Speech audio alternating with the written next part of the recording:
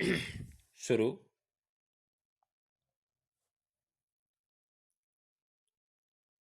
अभियोजन पक्ष द्वारा मुलजिम के विरुद्ध जो चार्जशीट पेश की गई है, उस चार्जशीट में मुलजिम द्वारा वर्ष 1985 से 2007 की अवधि के मध्य किए गए व्यय का विवरण बताया गया है। सर्वप्रथम क्रम संख्या 1 में मुलजिम द्वारा भोजन पर किए गए व्यय की मद में अनुमानित 3,19,142 रुपये बताए गए हैं।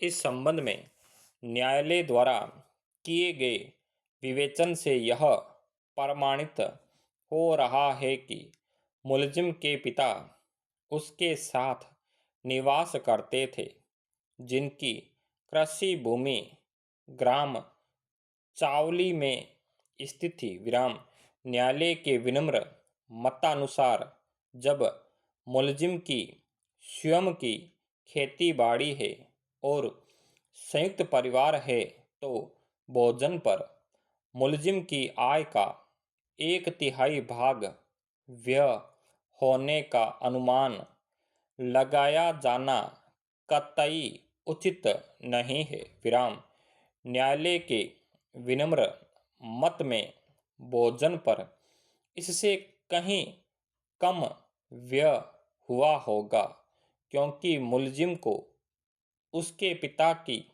संचित भूमि से मौसम के अनुसार होने वाली पैदावार भी प्राप्त होती रही होगी। इसी प्रकार व्यय के संबंध में क्रम संख्या 2 में बच्चों की शिक्षा पर व्यय की राशि 1,37,800 रुपये बताई गई है। इस संबंध में अभियोजन पक्ष की ओर से न्यायालय के समक्ष 3 अभियोजन साक्षियों के कथन करवाए गए हैं, जिन्होंने अपनी मुख्य परीक्षा में मुलजिम के बच्चों के संबंध में फीस के दस्तावेज प्रदर्शित करवाए हैं। उक्त दस्तावेजात के अवलोकन से यह स्पष्ट हो रहा है कि बच्चों की शिक्षा पर जो 1,37,800 रुपये राशि का व्यय दर्शाया गया है, वह सही व्यय होना प्रमाणित होता है। व्यय के संबंध में क्रम संख्या 3A में मुलजिमान द्वारा आलोच्य अवधि में मकान पर स्थित नल कनेक्शन के संबंध में पानी उपभोग के बिल की राशि 5,162 रुपये जमा कराई जाना बताया गया है।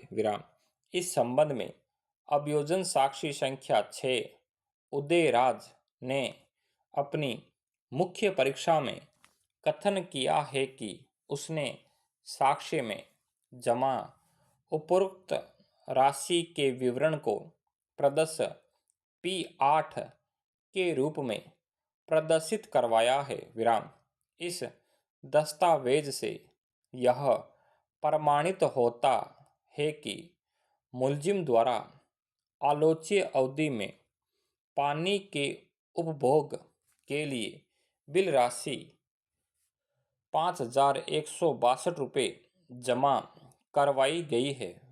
व्यय के संबंध में 3B में आलोच्य अवधि में मुलजिम द्वारा बिजली उपभोग पर किए गए खर्च का विवरण दिया गया है और इस संबंध में अभियोजन साक्षी संख्या 3 विनोद माथुर तत्कालीन सहायक अभियंता के कथन कराए गए हैं। इस साक्षी ने कार्यालय में उपलब्ध रिकॉर्ड अनुसार मुलजिम की ओर से बिजली के लिए 17,080 खर्च किया जाना बताया गया है, परंतु इस संबंध में अभियोजन की ओर से कोई दस्तावेजी साक्ष्य पेश नहीं की गई है। विराम।